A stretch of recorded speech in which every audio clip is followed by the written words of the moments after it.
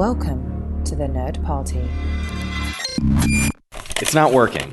Well, how long since you've cleaned the heads? The what? The heads. Do you have any alcohol? To drink? What? No, to clean it. Check the tracking. The rental place closes in 2 hours. Shut up, it's working. Time for a retro perspective.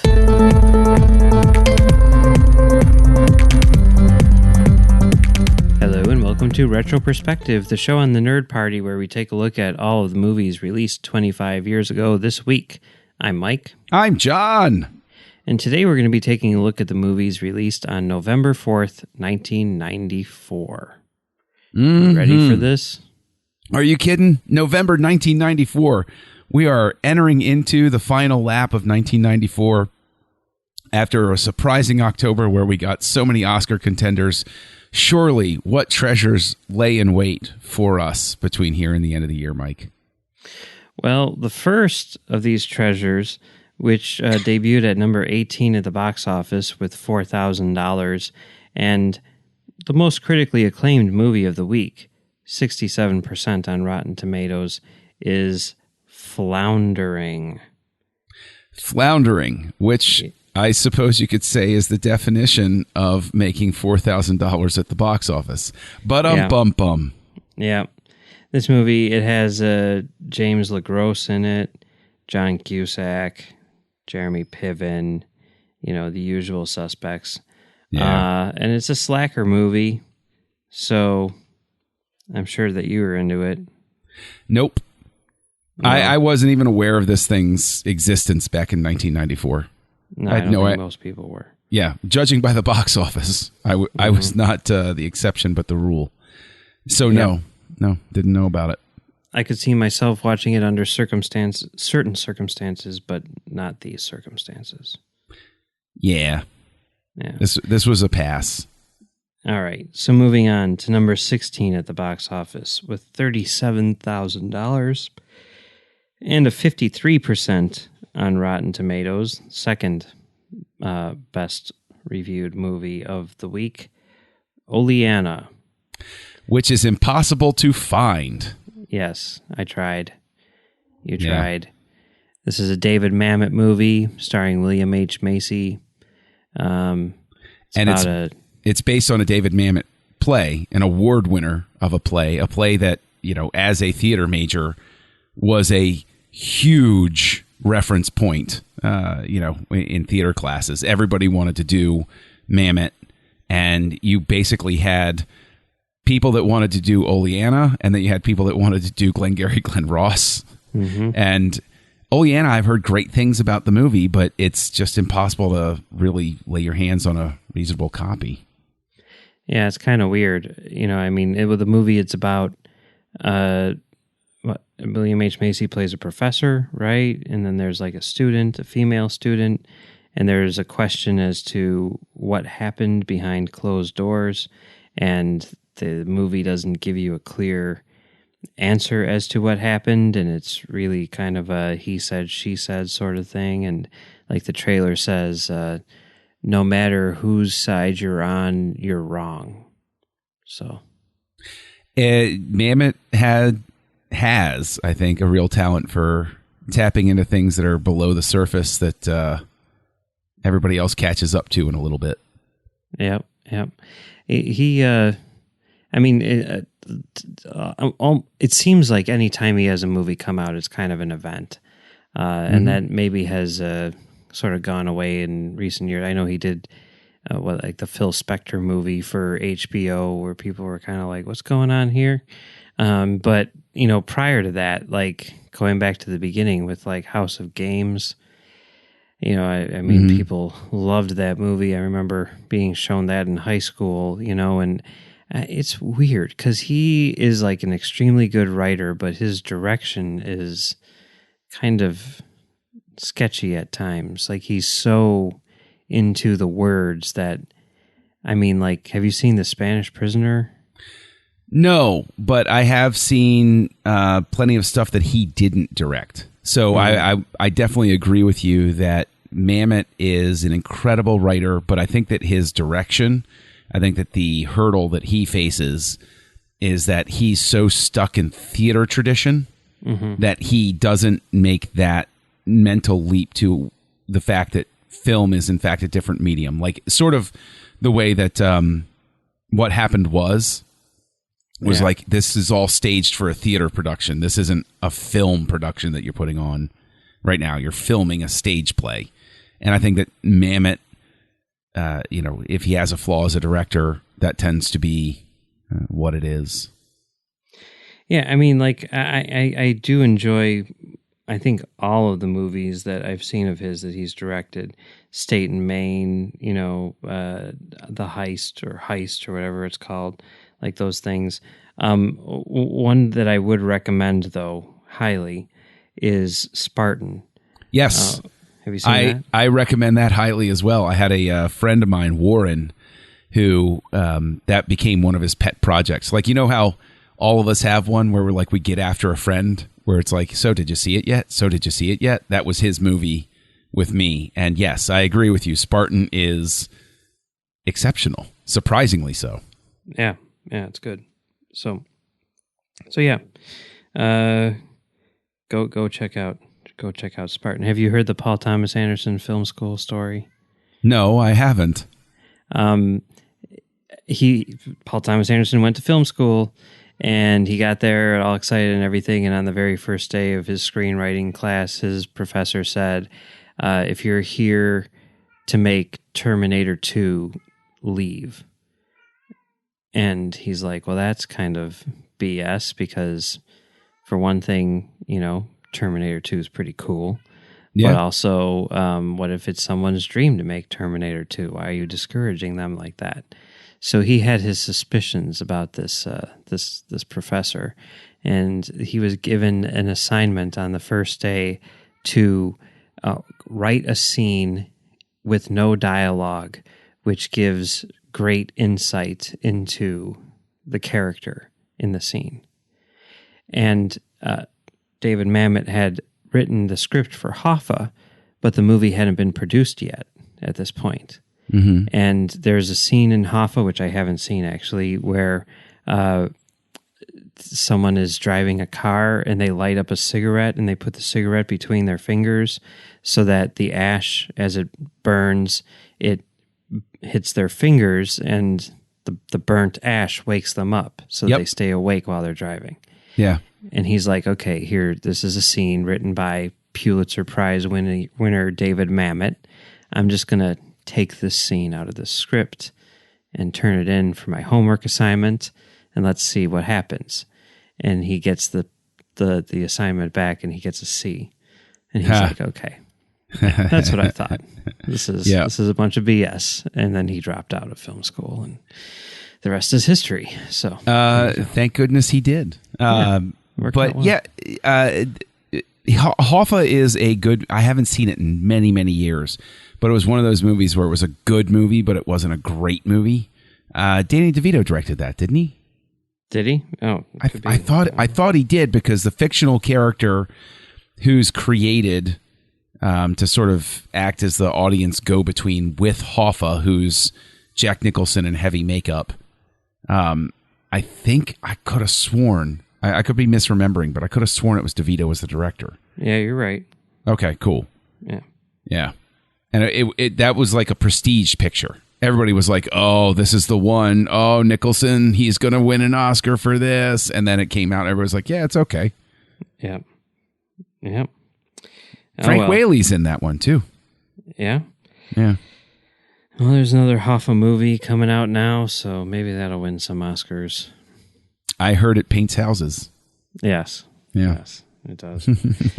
All right. So, next up, number 12 at the box office, with $1.7 million and 13% on Rotten Tomatoes, Double Dragon.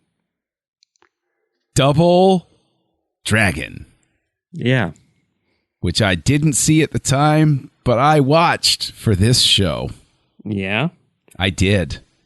And does it go against that video game curse? No, God, no.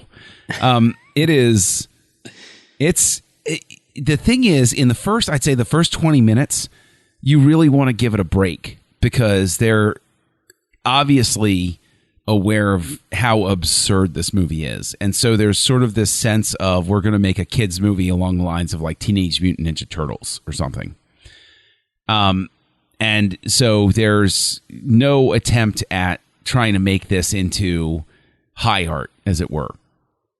And you have Robert Patrick playing a villain, and with the way they frost his hair, he actually winds up looking like Guy Fieri, which is interesting. And you have Alyssa Milano's in it. Like, you have all of this stuff, and there's obviously inspired by RoboCop and RoboCop 2. There's this bit where Vanna White and George Hamilton are the news anchors in this post-apocalyptic LA. And it's actually, you get a chuckle out of it. You're like, oh, okay, well, that's kind of cute. And Andy Dick is the weatherman. And, and they do all of this stuff. But unfortunately, what happens a little too quickly is it enters into Tank Girl territory, where it's so in love with the conceit of admitting that it's absurd that there's just no way to invest your time or your emotions in the movie. And it's just sort of like this slog to the end sort of thing. And it's just, it's obviously, hey, Double Dragons, the 90s, as we all know. Oh, video games are huge. Yeah, let's make movies based off of them. That's kids are going to want to go see these. And yeah, there you go. Is it now on a scale of Super Mario Brothers to, I'm trying to think of what a good video game movie is. Resident Evil? Yeah, that was all right. Okay, so, I mean, I don't recall it as being really good. But anyway, they say that Angry Birds movie 2 is like the best reviewed video game movie ever. It's interesting times we live in. But anyway, on a scale of Super Mario Brothers to Resident Evil, it's below the halfway mark, but it's not as low as Super Mario Brothers, a movie I walked out of and then had to walk back into because my friends wouldn't leave. Yeah, that was awful. Just like Species, that was another one where I walked out and I was like, I'll light a cigarette, and by the time the cigarette is done, they will know I'll smoke 2 cigarettes and then I'll go in. Fine, I'll go back in. And my friends suck. But yeah, Double Dragon's bad. It's a bad movie. Okay. Yeah. I'll keep that in mind. It is interesting, though. I was just looking at the writing credits. Story by Paul Dini. Mm-hmm. I know. Of course. Yeah. Creator of Harley Quinn. And then screenplay by Peter Gould, who, of course, wrote for Breaking Bad and then created Better Call Saul. Everybody's got to start somewhere. I guess so. Yeah. All right. Well, I didn't watch it. But number 4 at the box office with $6.5 million and 25% on Rotten Tomatoes was The War. Yes. And I know you watched this one. I did. This was a Kevin Costner. All right. He's going to go for another Oscar shot here. He's going to be the actor who goes for the Oscar shot. And Elijah Wood, I would argue, is his breakthrough performance. Not Back to the Future 2? Was he in Back to the Future too? Yeah, he's the kid who fixes the video game in the 80s cafe, and he's like, "You mean you need to use your hands?" Oh, okay. Well, obviously he had a career before this, but in this one he's a somewhat central role. This is a movie where it has Oscar bait written all over it, and it never earns that type of attention. It really, really wants to be serious, and you want to give it you get like you go through the whole movie sort of like giving it the benefit of the doubt, where you're like, okay, it's going to get together. It's, you know, I see where you're going with this. I get it. But then by the end, it devolves into this completely ham-handed metaphor that, you know, oh, look, the kids are fighting over the tree fort, and this is just like the wars that we have, and concerned looks and children getting hurt. And it's like, okay. And so, yeah, it's very forgettable. So it's as good as they say. Yes, Okay. It is. All right. Well, that's good to know. Yeah. I'll continue to not watch it. Good plan. But the number one movie of the week, which was number 2 at the box office, didn't crack that number 1 spot, but number 2 at the box office with $14.2 million and a 39% on Rotten Tomatoes, Frankenstein. Correction. The title card says Mary Shelley's Frankenstein. Yeah, I don't go for that John Carpenter's whatever. Nah. Whoa, no, it's Kenneth Branagh's Mary Shelley's Frankenstein, just like it's Francis Ford Coppola's Bram Stoker's Dracula. Yes. So it's like in Free Enterprise when, you know, Shatner's trying to make yeah. Julius, he's like William Shakespeare's and William Shatner's. Yes. Julius. Yeah. Yes. Yeah. And I'm curious because I've never read Frankenstein. I'm curious to see how accurate it was because, I mean, clearly by saying Mary Shelley's Frankenstein, what you're saying is like, this is the one for real. Like, you grew up with the Universal monster movie Frankenstein, and that's how people perceive Frankenstein. But this is the real Frankenstein. This is the real deal. Along the same lines that Coppola's Dracula was the real one, where it's definitely much more influenced by the book, by the source material, but it is still divergent enough that it's not quite. I have read Frankenstein. It's an excellent book. It's terrific.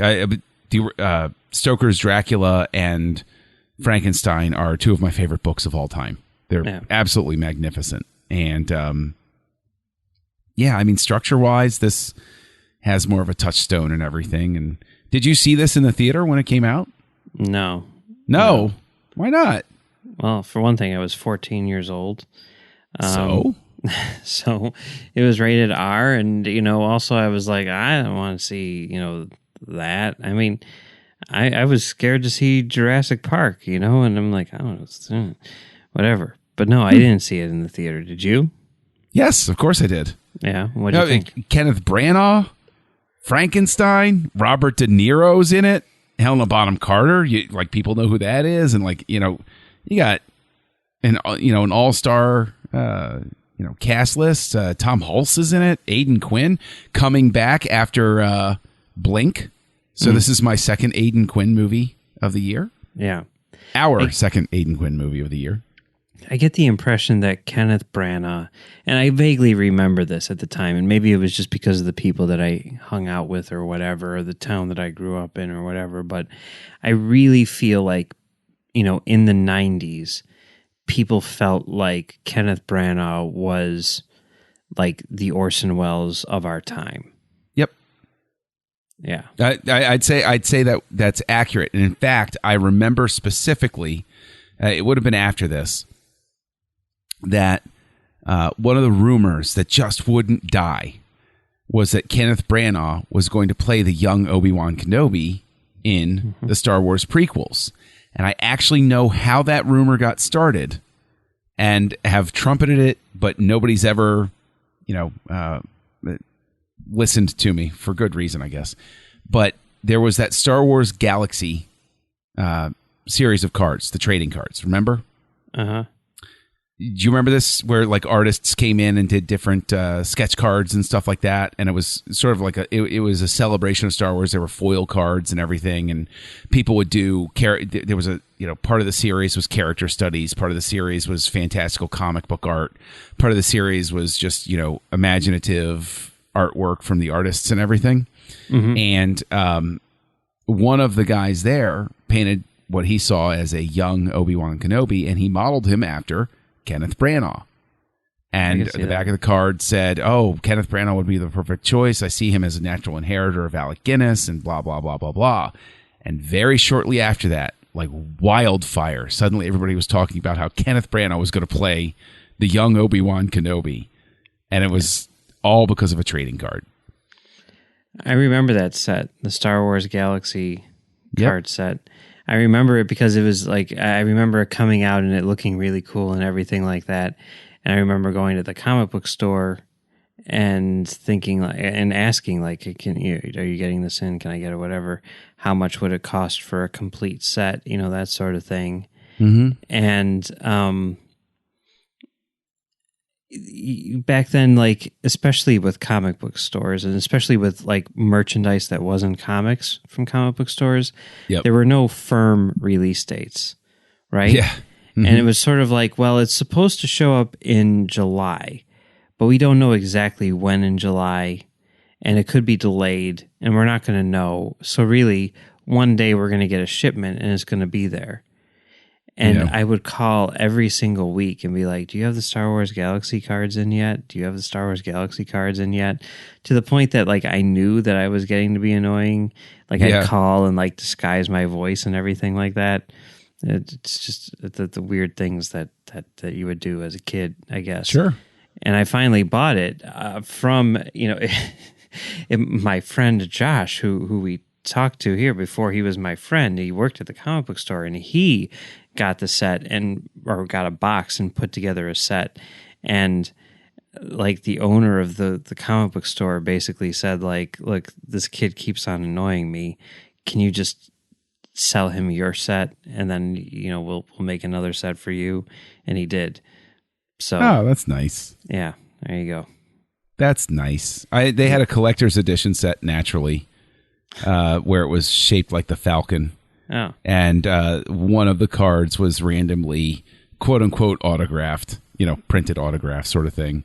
And it was I think I had that set. Somebody gave me that set at some point.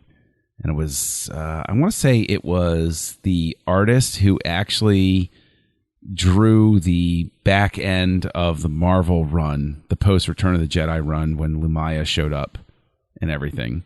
And everybody's going cross-eyed with that. But like, Cynthia something. But that was kind of cool, because I was like, oh, hey, I know who that is. Yeah. But that set is lost to the mists of time. I have no idea whether I sold it or just gave it to somebody or something. I probably got it in my parents' attic somewhere. I don't know for sure, but it was a cool set. Although, I mean, the one that was really super cool was when they released the widescreen cards. Oh yeah, screen caps. Those were awesome. Yeah, that was cool. Yeah, but yeah, and that comic book. I mean, they had some pretty substantial artists on there, including Carmine Infantino, who I know everyone thinks of him as being sort of like the quintessential Flash artist or whatever, one of the big names from like the 70s and stuff like that. But as my friend Josh would say, like, he's the only comic book artist ever who would draw people with a T-square. And yep. It's so bad. But now you can go into like JCPenney and buy like a T-shirt with like Carmine Infantino Star Wars art on it. Yep. It's the craziest thing ever. I feel obligated to, even though I mean just to wear ironically. But I'm sure I've gone on about it before, but like when I was younger, I hated Carmine Infantino's art. And then it was just when I got older that I sort of appreciated the what he, like the type of art that he represented, sort of thing. But yeah, his characterizations were not entirely accurate. And the thing that actually made me, I guess, in retrospect, as I thought about it, made me feel even a little bit bad for him is right after his run was when Al Williamson came on board. And that was, I mean, gold standard art. Yeah. When Goodwin was writing with Williamson doing the art, like it never got better than that. Yeah. And you're right, they did have some really legit. Walt Simonson had a run on there. So I mean, Howard Chaykin kicked off the whole series.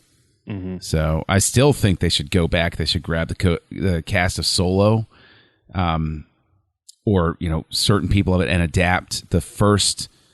I want to say it's the first 4 to 6 issues after the original Star Wars adaptation, when Chaykin was still like in control before they kind of kicked him off. But like, he followed Han Solo around, and that's where we get the Green Rabbit and everything, and Jolly and everything like that.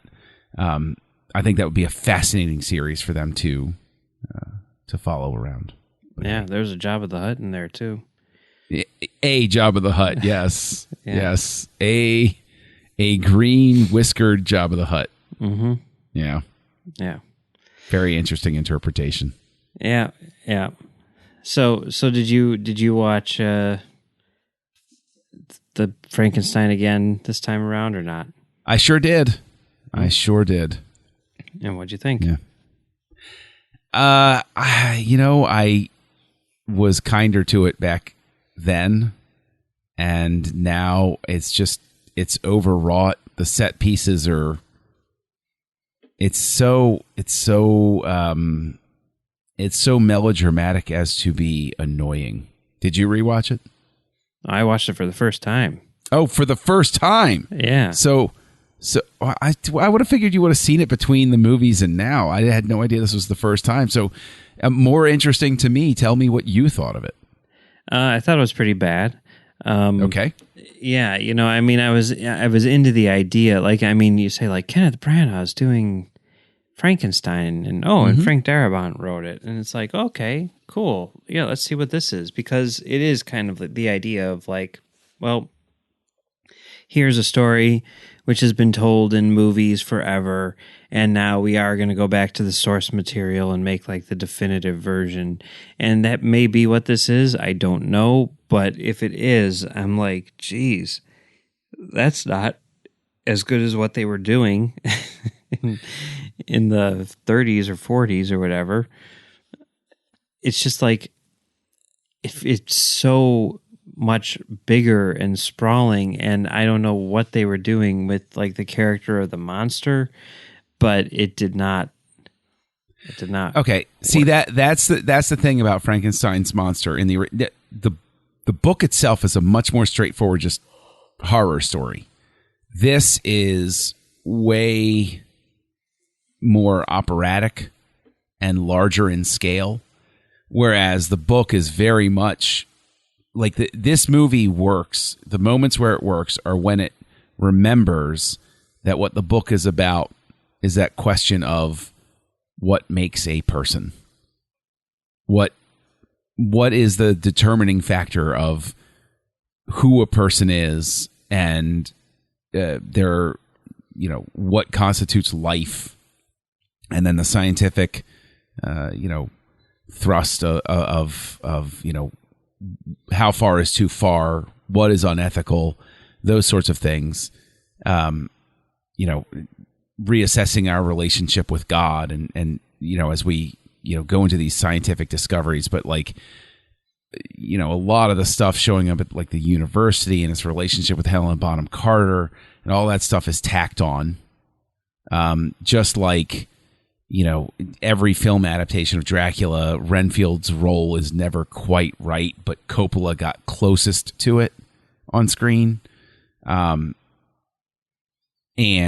the Mina Harker thing, and I'm doing this just as an example, like the Mina Harker thing, that role it always winds up more reflective of the original Nosferatu than it does of Mina Harker's role in the actual source material and stuff like that.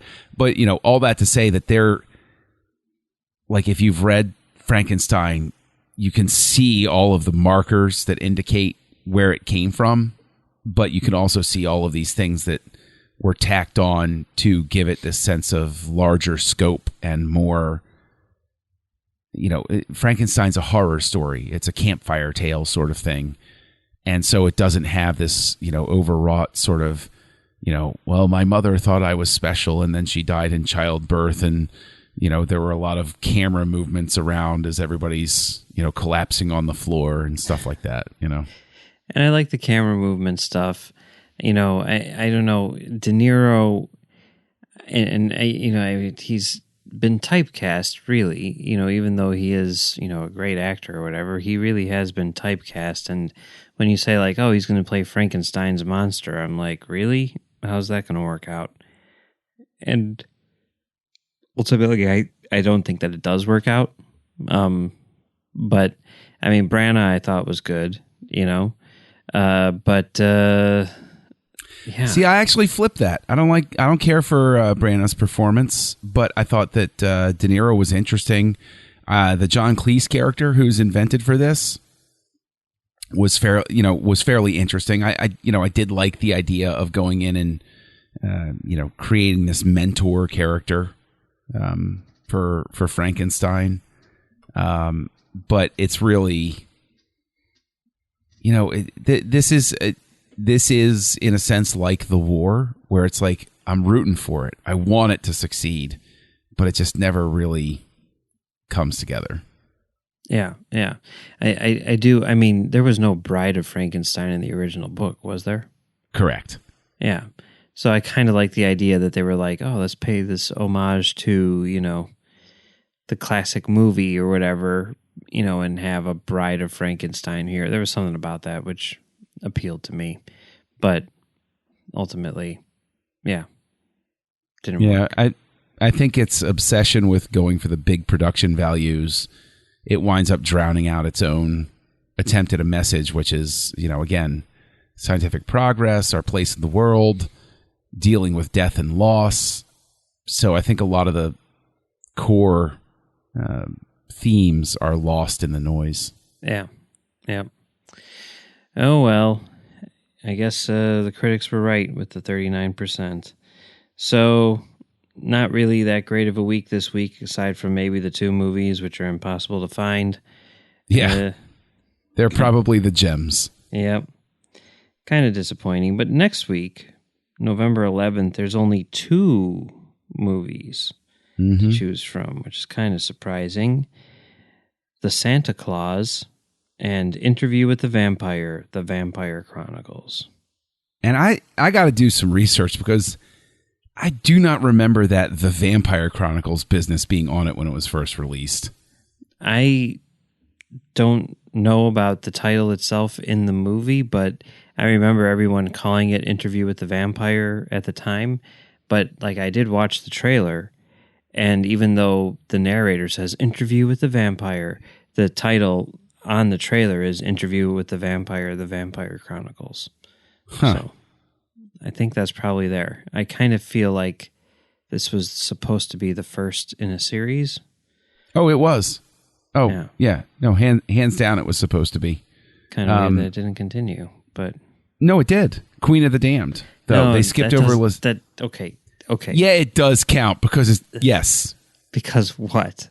Because Lestat, the same character, comes back, even though he's recast, right? And it's the 3rd book in the series, even though it's the 2nd film in the series.